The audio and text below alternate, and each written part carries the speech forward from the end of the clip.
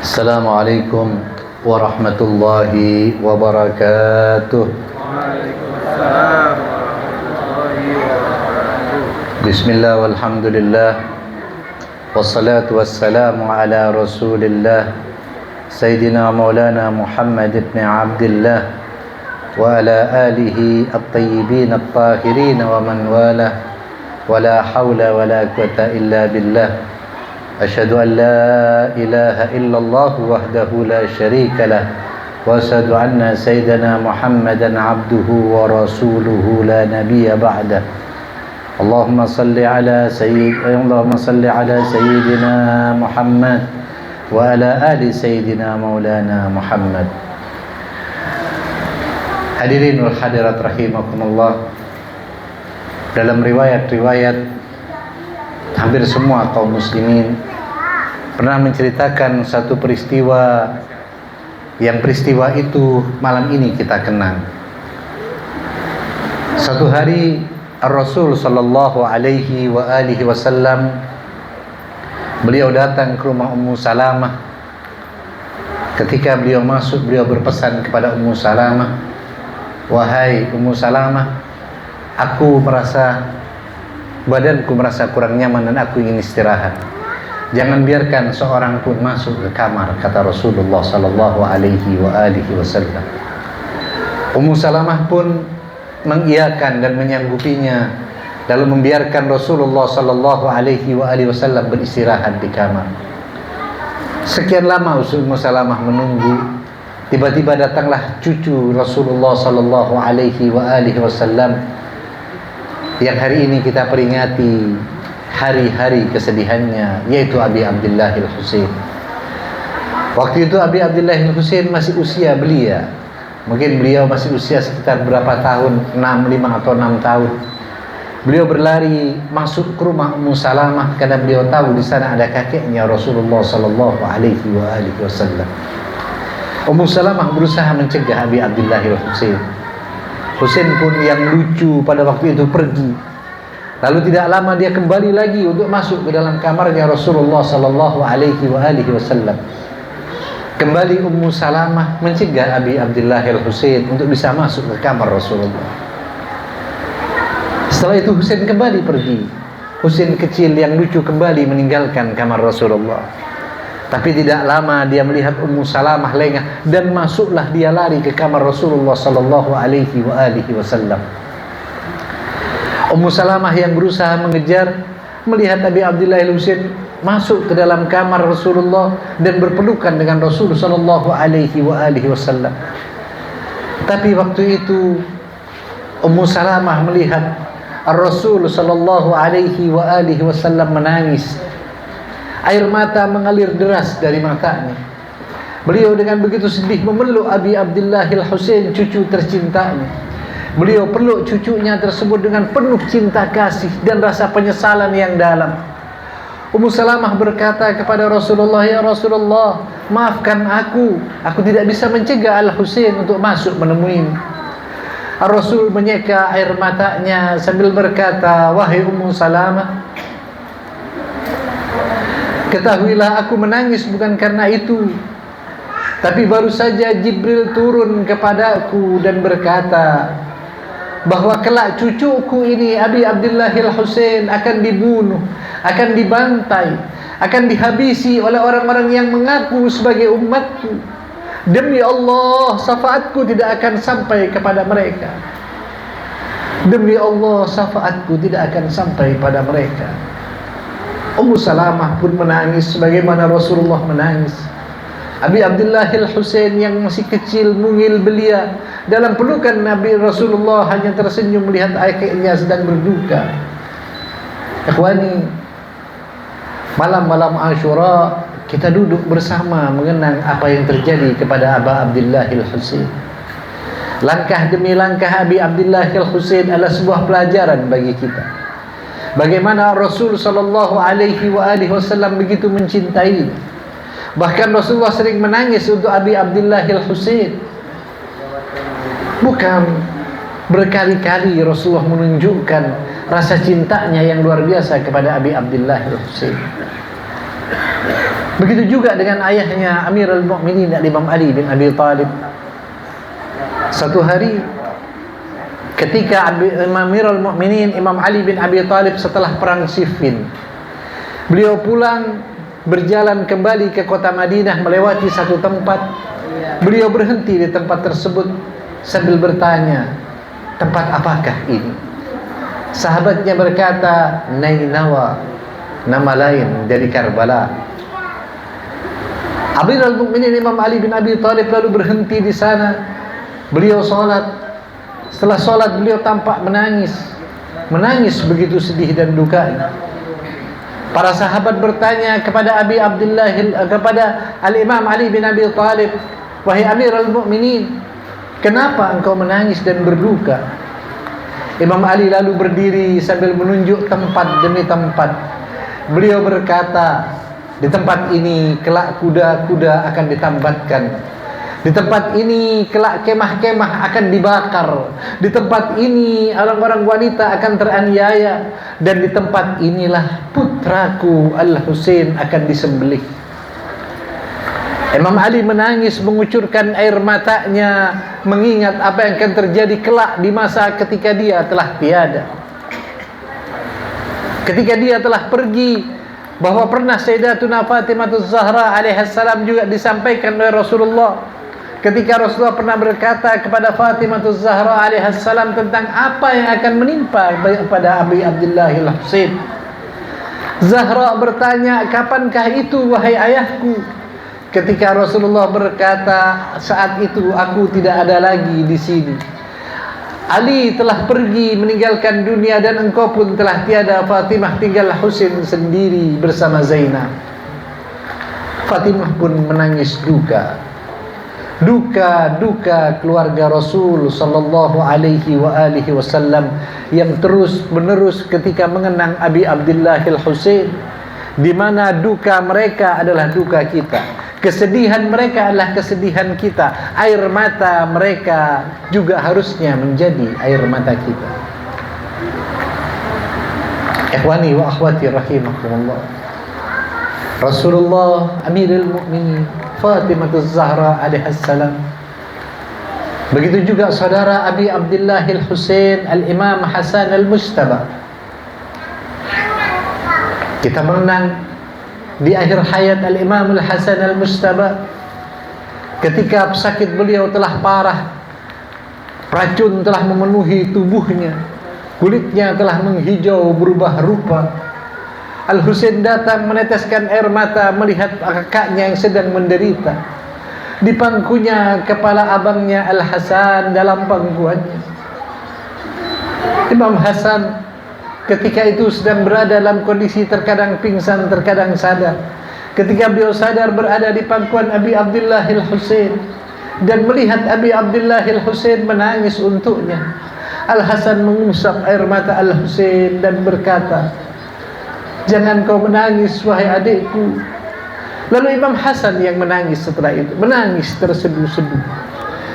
Al-Husain pun berkata, sabarlah wahai abangku, sabarlah untuk menerima sakitmu hari ini. Sabarlah wahai abangku, tak lama lagi kakek kita Rasulullah akan menemuimu membawa secawan air surgawi yang akan menyembuhkan luka dan sakitmu. Sabarlah, sebentar lagi kau tidak akan merasakan sakit lagi berjumpa dengan bunda kita Zahra. Sabarlah, sebentar lagi kau akan melihat wajah ayah kita Amirul Mukminin. Janganlah kau menangis wahai abangku, kata Al-Husain sambil terisak. Al-Imam Al-Hasan berkata kepada Abi Abdullah al-Husain, ya Aba Abdullah, wahai adikku Husain, aku menangis bukan untuk diriku wahai Aba Abdullah. Hari ini aku menangis karena aku mengingat kelak apa yang akan menimpamu wahai adikku. Wahai adikku, tidakkah engkau ingat ketika Rasul sallallahu alaihi wasallam kakek kita meninggal dunia, meninggalkan alam fana. Dia dalam pangkuan ayah kita Amirul Mukminin Imam Ali bin Abi Thalib. Begitu juga ketika bunda kita Zahra alaihissalam Sebelum wafat beliau pun sempat dipangku oleh Amirul Mukminin, kepalanya diletakkan di paha Amirul Mukminin. Dan sekarang wahai adikku Husain, ketika aku akan menjumpai mereka, akan pergi ke alam sana, engkaulah yang kini engkaulah yang memangkuku. Tapi ya Husain, kata Al-Hasan, air mata mengalir lebih deras. Kelak tak ada yang akan dapat memangku kepalamu wahai Aba Abdullah. Kelak tidak ada yang dapat menghentikan orang membunuhmu dan memenggal kepalamu. Tidak satu pun tempat yang bisa memangku kepalamu wahai Aba Abdullah al-Husain. La yauma ka yaumika ya Aba Abdullah. Tidak ada hari kesedihan melebihi kesedihan Aba Abdullah al-Husain. Ikhwani wa akhwati rahimakumullah. Tapi kita semua tahu bahwa kesedihan Abi Abdullah al-Husain bagi kita adalah sebuah obat. Kesedihan Abi Abdullah al-Husain bagi kita adalah upaya kita untuk mendapatkan surga dari Allah Ta'ala. Kita setiap tahun menangis untuk Abi Abdullah al-Husain. Bukankah kita tahu, ikhwani wa akhwati rahimakumullah, peristiwa Karbala hanya berjalan beberapa jam saja sejak pagi sampai sore hari dan Abi Abdullah al-Husain terbunuh di sana. Berapa jam saja terjadi di hari 10 Muharram tahun 61 Hijriah. Tapi kejadian itu tidak pernah hilang, tidak pernah lepas dari ingatan seluruh kaum mukminin. Orang-orang yang mempunyai rasa keimanan, yang rasa cinta kepada Rasul begitu besar, akan terus mengingatnya sepanjang masa. Ketika Rasulullah sallallahu alaihi wasallam berkata, "Inna liqatli waladil Husain hararatan li qulubil mu'minin lan tabruda abada." Tidak akan pernah mati, tidak akan pernah padam, tidak akan pernah hilang di hati orang-orang beriman. Maka itu janji Rasulullah. Kejadian yang mungkin hanya dilihat beberapa jam saja kejadiannya, tapi wafatnya Abi Abdullah al-Husain di tanggal 10 Muharram tahun 61 Hijriah, berabad-abad orang tetap mengingatnya. Bertahun-tahun duka itu tetap ada. Air mata bukan hanya Zainab yang meneteskan air matanya di padang Karbala, tapi pecintanya, pengikutnya setiap tahun, setiap masa ketika memasuki hari Asyura, mereka meneteskan air mata untuk Aba Abdullah al-Husain. Semua pengikutnya, semua pecintanya yang punya rasa cinta kepada Abi Abdullah al-Husain. Sehingga Rasulullah sallallahu alaihi wasallam pernah berkata, "Kullu ainin baqiya ila ainin baqat ala musabil Husain."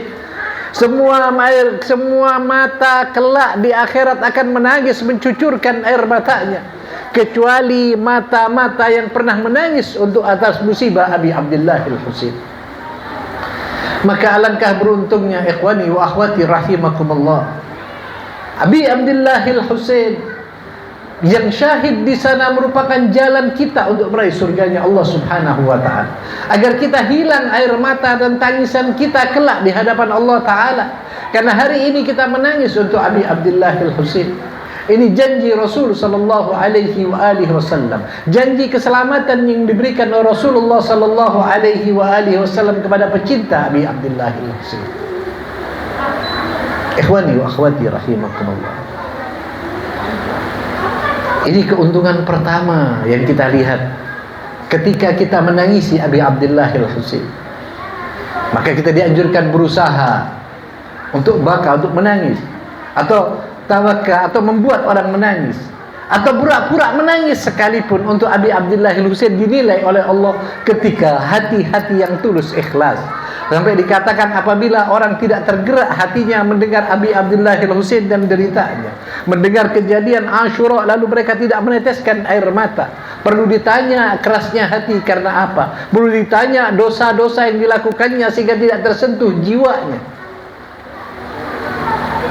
Maka hari ini kita termasuk, mudah-mudahan kita termasuk orang-orang yang kelak tidak menangis di akhirat sana karena telah menangisi Abi Abdullah al-Husain di dunia ini. Ini yang pertama. Yang kedua, ketika kita duduk bersama seperti saat ini, Ikhwani wa akhwati rahimakumullah, dalam kehidupan ini rasanya kita tidak pernah berjumpa dengan Zahra alaihissalam. Dalam kehidupan ini kita tidak pernah bermajlis bersama dengan putri tercinta Nabi Muhammad sallallahu alaihi wa alihi, sang sayyidatin nisa'il alamin. Dalam bumi kehidupan kita mungkin secara fisik kita tidak pernah duduk bersama al-khawra'ul insiyah, manusia bidadari. Tapi lihatlah satu riwayat. Satu hari salah satu sahabat Al-Imam Ja'far Shadiq alaihissalam, beliau termasuk sahabat utama Al-Imam Ja'far yang bernama Fudail bin Yasar. Fudail bin Yasar ini orang yang selalu bertemu dengan Imam Ja'far Shadiq. Hingga pada satu malam dia tidak datang ke rumah Imam Ja'far Shadiq. Keesokan harinya dalam sebuah majlis Imam Ja'far bertanya, "Wahai Fudail, aina anta? Di mana engkau kemarin wahai Fudail?" Fudail berkata, "Wahai Imam, maafkan aku. Aku kemarin tidak bisa datang menemuimu karena aku punya satu kesibukan." Al-Imam Ja'far Shadiq berkata kepadanya, "Aku tahu wahai Fudail. Aku tahu engkau merayakan atau membuat sebuah peringatan untuk kakekku Abi Abdullah Al-Husain. Aku tahu engkau membuat sebuah peringatan untuk kakekku Al-Husain. Kenapa engkau tidak mengundangku wahai Fudail?" Fudail berkata, "Wahai Imam, aku melihat engkau ketika disebutkan nama kakekmu Al-Husain tidak berhenti mengalir air matamu. Sehingga aku merasa tak tega ketika aku akan melaksanakan peringatan tentang kakekmu Al-Husain. Aku melihat air matamu yang terus mengalir. Sehingga aku takut menyusahkanmu dan membuatmu begitu berduka wahai Imam." Imam Ja'far Shadiq berkata, "Wahai Fudail, aku tahu. Dan aku hadir di tempat-tempat seperti itu wahai Fudail. Di tempat yang di sana ada persebutan tentang kakekku Al-Husain. Di tempat di sana ada majlis untuk mengenal kakekku Al-Husain. Di tempat di mana di situ ditepuk dada orang-orang yang untuk menangisi Al-Husain. Aku hadir di sana wahai Fudail. Karena di sanalah aku bisa berjumpa dengan datukku Fatimah Zahra alaihissalam." Kita tidak pernah berjumpa dengan Zahra, ayyuhal hadirin rahimakumullah. Ayyuhal hadirin wal hadirat rahimakumullah. Tapi sadarkah kita ketika kita hadir dalam sebuah majlis Husainiyah seperti ini? Al-Imam Baqir meriwayatkan satu riwayat, beliau berkata, "Idza majtama'a isnani yuqimanil aza li jaddil Husain wa illa thalathuhuma az-Zahra." Apabila ada dua orang duduk bersama berbicara tentang kesedihan Abi Abdullah Al-Husain, tentang musibahnya Imam Husain, maka ketahuilah yang ketiga dari orang tersebut adalah Zahra. Maka bersyukurlah antum hari ini antum duduk mungkin tidak melihat wajah Zahra, tapi Zahra hari ini memandang wajah-wajah kita. Zahra hari ini ada di sebelah kita. Zahra ada di mana-mana, di mana orang menyatakan meramaikan sebuah perhelatan untuk Abi Abdullah Al-Husain, mengenang kesyahidan Al-Husain, maka Zahra bersama dengan kita. Ya Zahra, yang kita harap dari Zahra adalah syafaatnya nanti. Dan saat ini Zahra melihat siapakah orang-orang yang layak mendapatkan syafaatnya. Orang-orang yang duduk menangisi putranya Al-Husain. Ikhwani wa akhwati rahimakumullah, bukankah antum pernah mendengar sebuah riwayat, sebuah cerita kejadian bahwa seorang ibu yang punya seorang anak tunggal yang telah meninggal dunia, karena sedihnya tiap hari dia datang ke kubur putranya. Satu hari ketika dia akan pergi ke kubur putranya, dia melihat ada orang sedang membuat peringatan untuk Abi Abdullah Al-Husain. Dia datang ke sana, dia bantu orang-orang untuk melaksanakan peringatan tersebut. Dia bantu membuatkan teh, dia bantu membagikan makanan-makanan ringan kepada para hadirin tamu-tamu Abi Abdullah Al-Husain. Selesai acara tersebut, dia baru berangkat menuju pemakaman tempat di mana anaknya dikuburkan. Di tempat itu dia melihat seorang wanita sedang duduk dengan rapinya, dengan indahnya mendoakan anak tersebut di dalam kuburnya. Wanita tersebut tidak mengenal wanita tersebut karena tertutup wajahnya. Dia datang dan berkata, "Wahai tuan putri, mungkin anda salah kubur. Ini kubur anakku. Mengapa engkau menziarahinya?" Wanita itu berkata, "Na'am araftu, aku tahu ini adalah putramu. Lalu siapakah engkau? Mengapa engkau peduli mendoakan anakku?" Wanita tersebut, ikhwani, ketika mengungkap kudungnya nampak wajah yang bercahaya, dia berkata, "Aku adalah ibu dari yang tadi engkau mampir untuk membantu merayakan perayaan-perayaannya, untuk membantu merayakan kesyahidannya, untuk bantu mengingat tentang kematiannya. Aku adalah Zahra. Ya Zahra, bila saat ini kami duduk di sini, ziarahilah makam orang tua kami, ya Zahra. Makam keluarga kami yang telah mendahului kami, ya Zahra." Akhwani wa akhwati rahimakumullah, begitu banyak kesedihan demi kesedihan yang ditampilkan atas di pentas sejarah Abi Abdullah Al-Husain. Hari ini pun kita duduk bersama untuk mengenang hal tersebut. Tapi sadarkah kita bahwa cinta Abi Abdullah Al-Husain, seperti yang Al-Fakir sampaikan tadi, perjalanan Asyura yang hanya berjalan berapa jam terus menarik cinta orang-orang yang punya keikhlasan. Orang-orang pilihan terus datang kepada Abi Abdullah Al-Husain. Sadarkah kita ketika kita melihat Yaumul Arba'in, orang berjalan puluhan juta orang berkumpul pada satu tempat yang sama. Tidak ada perhelatan akbar seperti perhelatannya Abi Abdullah Al-Husain. Semua mereka berangkat menuju satu tujuan. Antum yang pernah hadir dalam ziarah Arba'in pernah melihat bagaimana orang bersembah semut hitam yang menuju satu tempat yang sama, mengalir siang dan malam tak ada hentinya. Kita ketika duduk merenung melihat orang yang terus berjalan. Ada orang yang berjalan dengan normal, ada orang yang berjalan dengan cacat, ada orang yang berjalan dengan membawa tasnya, ada orang yang membawa dengan mendorong anaknya, ada orang-orang cacat yang harus digendong oleh anak-anaknya. Ada bermacam-macam manusia yang menuju satu tempat yang sama. Bayangkan luar biasanya magnet Abi Abdullah Al-Husain. Semua orang menuju tempat yang sama. Kejadian yang hanya sekian jam terjadi di hari 10 Muharram 61 Hijriah. Setiap tahun orang ditarik hati kita untuk datang kepada Abi Abdullah Al-Husain. Kadang-kadang mereka datang dengan penuh resiko, kadang-kadang mereka berdatang dengan bertaruh nyawa.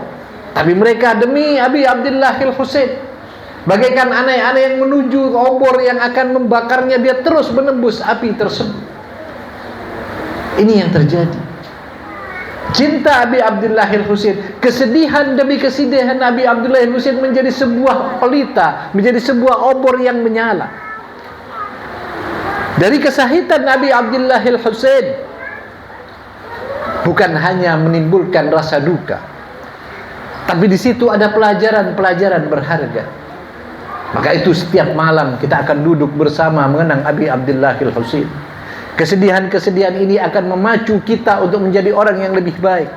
Al-Husain bukan hanya untuk ditangisi, tapi Al-Husain untuk kita ambil semangatnya, untuk kita tiru langkahnya, untuk kita lihat bagaimana kehidupannya sehingga menjadi suri tauladan bagi kita semua. Ada satu manusia yang menyerahkan utuh kehidupannya kepada Allah Ta'ala, sehingga Rasul sallallahu alaihi wasallam pernah berkata ketika menyinggung Abi Abdullah Al-Husain, ketika menyinggung Abi Abdullah Al-Husain, Rasulullah berkata, "Lau kana saha rajulan lakana Al-Husain."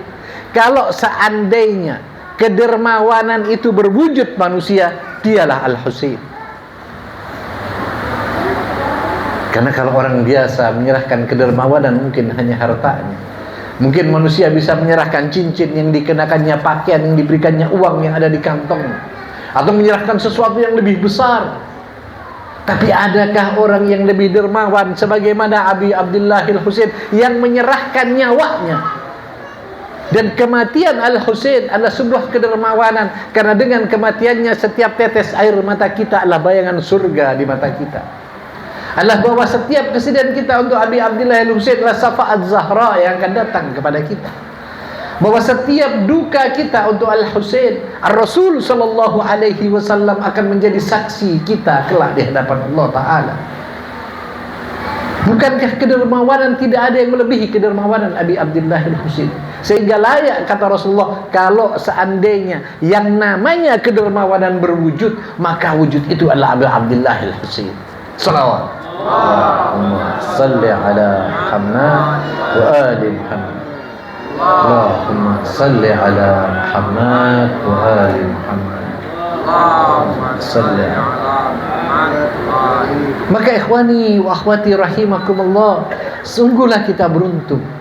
Tapi kita jangan hanya larut jadi orang-orang yang cuman menangis di hari Asyura, tapi kita tidak mengambil ibrah. Seperti kita biasa berjalan di bulan Ramadan, Ramadan berlalu, keimanan kita pun pergi. Atau di hari Asyura kita berduka bersama Al-Husain, tapi Asyura berlalu, kita pun kembali menjadi manusia-manusia yang jauh dari Abi Abdillah Al-Husain.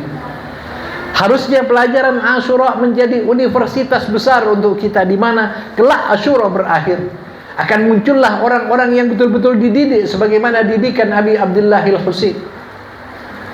Hari-hari ini kita melihat didikan anak didik Abi Abdillah Al-Husain yang hidupnya mengabdikan untuk Abi Abdillah Al-Husain.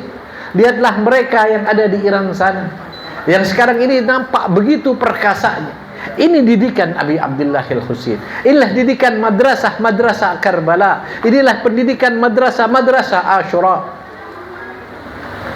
Kita ingat Imam Khomeini rahmatullah alaih pernah berkata, jangan ancam kami dengan kelaparan karena kami putra-putra Ramadan, dan jangan ancam kami dengan kematian karena kami adalah putra-putra Muharram. Kita melihat Al-Husain sebagai contoh. Ketika melihat Al-Husain menjadi contoh apa yang tidak akan kita berikan untuk kehidupan ini, kita berikan kepada umat, kita berikan untuk kebaikan. Hari ini putra-putra Muharram di Iran sana mengorbankan segalanya untuk saudaranya Ahlus Sunnah yang terkadang menghinanya.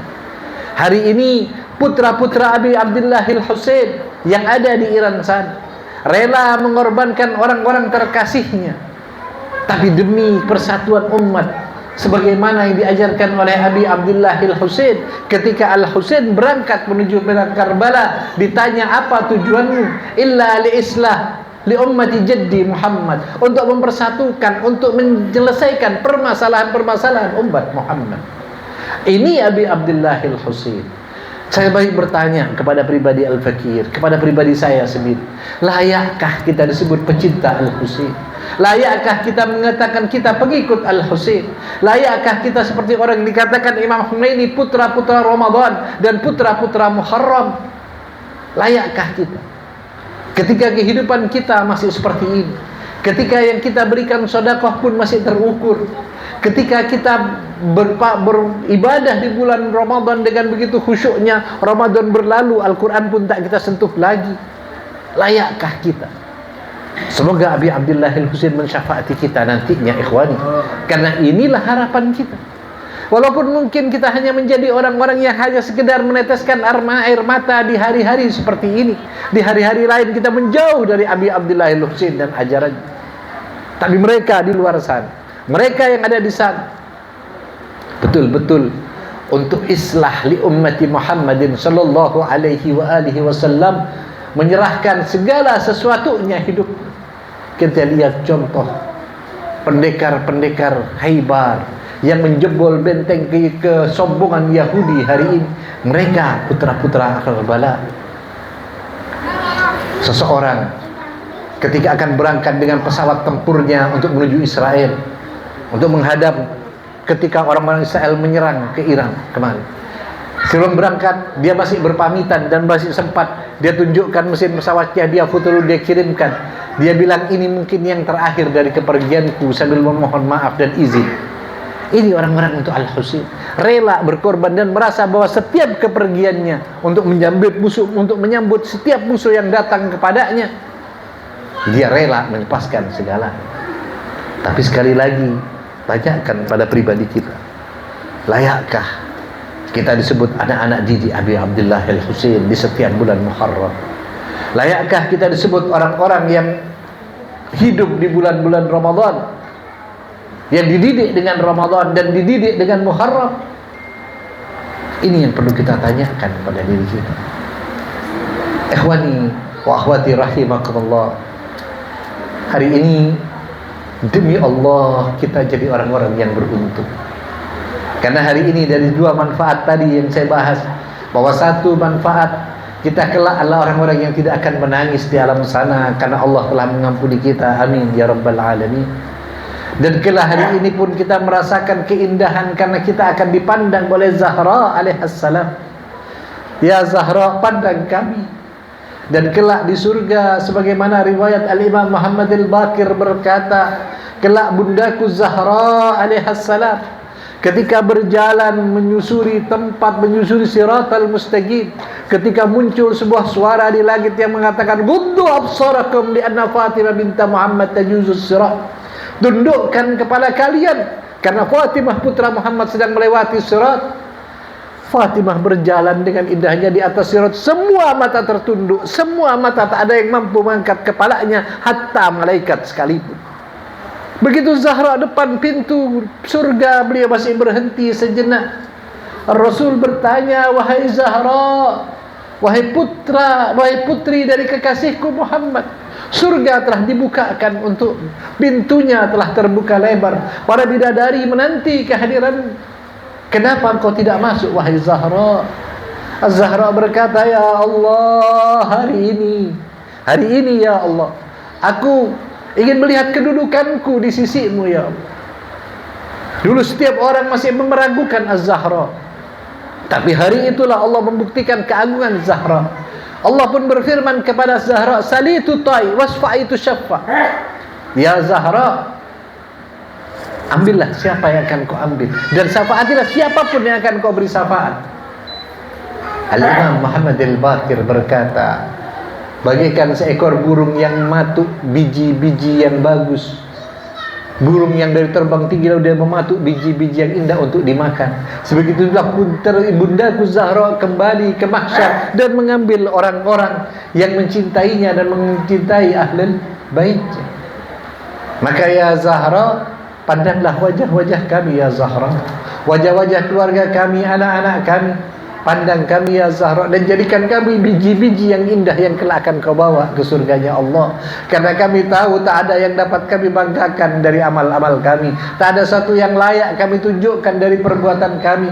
Kami bukan para pejuang-pejuang seperti yang ada di Iran atau di Libanon sana. Kami bukan pejuang-pejuang yang rela menyerahkan nyawa untuk memberikan sesuatu yang kecil pun rasa berat rasanya di jiwa. Kami ya Zahra tidak layak disebut putra-putra Muharram, tapi kami ingin mendapatkan serpihan-serpihan indah dari syafaatmu ya Zahra. Walaupun kami tidak layak mendapatkan surganya Allah, menjadi pengikut dan pecintamu, tapi ya Zahra, kasihmu lebih besar daripada keburukan kami. Maka pandang kami ya Zahra, pandang wajah-wajah kami ya Zahra, lalu kelak ambillah kami agar kami bisa merasakan surga bersamamu ya Zahra. Semoga Az-Zahra mendengar doa kita, memandang wajah kita, dan kelak menjadikan kita orang-orang yang mendapatkan syafaatnya. Wa sallallahu ala Muhammad wa alihi ajma'in. Wal afu minkum. Assalamualaikum warahmatullahi wabarakatuh. Besarlah besar wahai anakku, besarlah besar bela Al-Husain. Ibu kan selalu mengingatkannya. Besarlah besar bela Al-Husain. Surga terlihat di mata ibu, ku tengok surga yang paling tinggi. Jangan kau lepas tali hamba ini. Besarlah besar bela Al-Husain.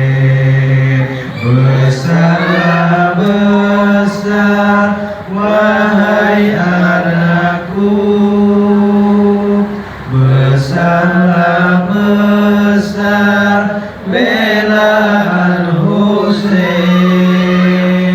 ibu kan selalu mengingatkannya. Besarlah besar bela Al-Husain. Dengarlah duhai anak-anakku, besarlah kau bela Al-Husain, ibu kan selalu mengingatkannya. Besarlah besar bela Al-Husain, besarlah besar wahai anakku,